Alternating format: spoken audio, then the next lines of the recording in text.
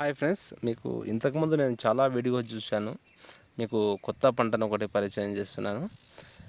Channel చూసేవారు ప్రతి ఒక్కరు ఛానల్ని సబ్స్క్రైబ్ చేయండి, లైక్ చేయండి, షేర్ చేయండి, కామెంట్ చేయండి. అయితే కొత్త పంట అంటే ఇది మన తెలంగాణ వరకు దీన్ని ఏమైనా కానీ దిష్టి బొమ్మ కిందికే చూస్తారు. దీన్ని బూడిది గుమ్మడికాయ అంటే దిష్టి బొమ్మ కిందికి గుమ్మంకాడ కొట్టే గుమ్మడికాయ అనే ఆలోచన చేస్తారు.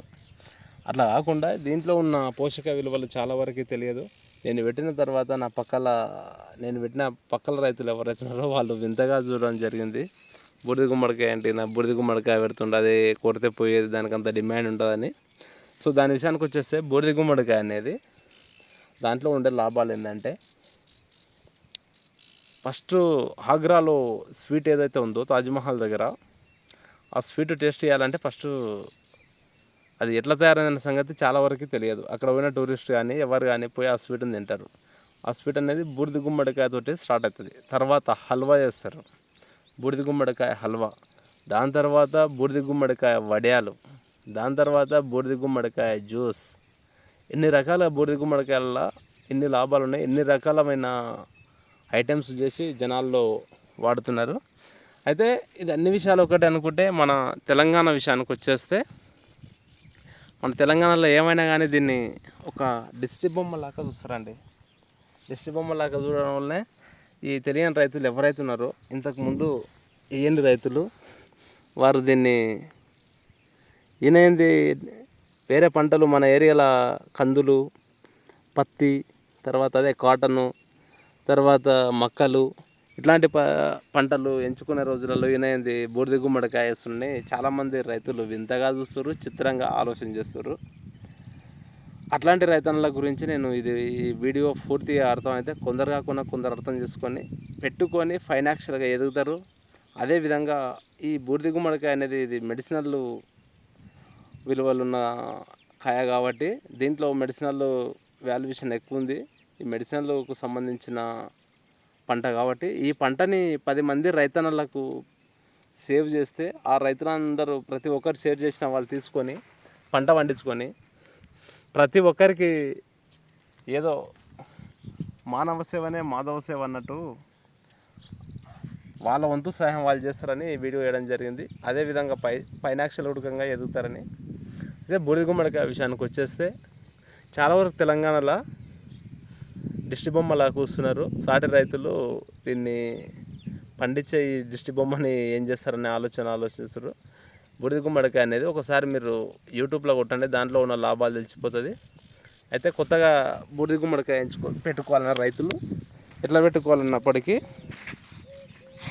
ఒక 4 ఫీట్లు పెట్టి సాలు తోలి విత్తనాలు నాటుకొని, ఒట్టి పొలంలో విత్తనాలు నాటుకొని, స్ప్రింక్లర్స్ అంటాం, ఆ స్ప్రింక్లర్స్ ఏవైతే ఉన్నాయో స్ప్రింక్లర్స్ వేసుకొని నీళ్ళు పెడితే మొలకలు మొలిచిపోతాయి. మొలకలు మొలిచిన తర్వాత మీరు ఇది మొలక మొలిచిన కాడ నుంచి 75 రోజులల్లో రాచ గుమ్మడికాయ అంటే గుమ్మంకాడ కొట్టే గుమ్మడికాయ ఏదైతే ఉందో రాచ గుమ్మడికాయ అంటారు దాన్ని. ఆ కొట్టే గుమ్మడికాయ 75 రోజుల్లో పంట వచ్చేస్తుంది. బూడిద గుమ్మడికాయ విషయానికి వచ్చేస్తే దానికి దీనికి ఒక 15 రోజులు తేడా ఉంటుంది. బూడిద గుమ్మడికాయ పంట కాలం కరెక్ట్ 90 రోజులు. 90 రోజులల్లో పంట వచ్చేస్తుంది. రాచ గుమ్మడికాయ అనేది నీళ్ళు పెట్టిన తర్వాత మనం మొక్క నాటినాక వాటర్ ఇచ్చిన తర్వాత 10 రోజులకు మొలక సాలు కానొస్తుంది. అంటే ఇది పెట్టి మేము 10 రోజులు అయింది. ఈ 10 రోజులకు మంచిగా సాలు వెళ్ళినాయి, మొలకలు మొలిచినాయి, మంచిగా ఉన్నది. తర్వాత రాచ గుమ్మడికాయది. బూడిద గుమ్మడికాయ విషయానికి వచ్చేస్తే అది 15 రోజులు టైం పడుతుంది సాలు కాని రావడానికి. సేమ్ ఇలా కాని రావడానికి 15 రోజులు టైం పడుతుంది. అవి ఇంకా మొలలేదు, అక్కడక్కడ మొలుస్తున్నాయి.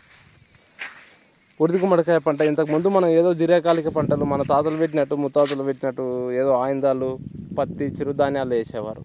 అవన్నీ అనుకోకుండా కొత్త రకం పంటని బూడిద గుమ్మడికాయ అనేది ఒకేసారి పెట్టకుండా, పెద్ద మొత్తంలో పెట్టకుండా, దాని సమయాన్ని సందర్భాన్ని, ఇప్పుడు బూడిద గుమ్మడికాయ అనేది సమ్మర్లో బాగా డిమాండ్ ఉంటుంది, జ్యూస్కు దానికి వెళ్తుంది కాబట్టి ఈ సమ్మర్లో పెడితే మంచి లాభాలు వస్తాయని నా నమ్మకమే కాదు, చాలా వరకు రైతన్నలు ఇది పెడుతున్నారు. మరీ పెద్ద ఎత్తున పెట్టకుండా ఓ ఎకరనో 2 ఎకరాలో వేరే పంటలు వేసుకున్న తర్వాత వేసుకుంటే దీనికి వచ్చే అదనపు ఆదాయం లాగా వచ్చేస్తుంది. అట్లానే పెద్ద ఎత్తున పెడితే మార్కెట్ డౌన్ అయిపోతుంది. అందరూ ఎకరాలు ఇప్పుడు కాటన్ కానీ పెట్టినట్టు. తర్వాత ఇది పంట అనేది నిల్వ ఉండే పంట కాదు కాబట్టి ఇది మొత్తం పంట జామ్ అయిపోయి దీంట్లో ఇప్పుడు వాడుకునే పంట. ఇంట్లో ఉడకంగా 2 రకాల సీడ్ ఉన్నది, 2-3 రకాల సీడ్ ఉన్నది. అమరావతి అనే నాటు సీడ్ పెడితే మాత్రం కాయ 2 నెలల నుంచి 2 నెలల 15 రోజుల వరకు నిల్వ ఉండే అవకాశాలు ఉన్నాయి. అట్లాంటి పంటలు పెట్టుకొని కొత్తగా ఎవరన్నా పెట్టాలనుకున్న రైతులు ఉంటే బూడిద గుమ్మడికాయ రైతులు ఈ వీడియోని చూసి సాధ్యమైనంత వరకు బూడిద గుమ్మడికాయ ఏ రైతు పెట్టాలనుకుంటారో వాళ్ళకు ఈ వీడియో షేర్ చేస్తారని. ఓకే ఫ్రెండ్స్, అందరికీ ధన్యవాదాలు. ఈ వీడియోని ఖచ్చితంగా నిజానంగా మీ ఓపికతోటి ఓర్పుతోటి చూసినందుకు. Okay friends, okay bye.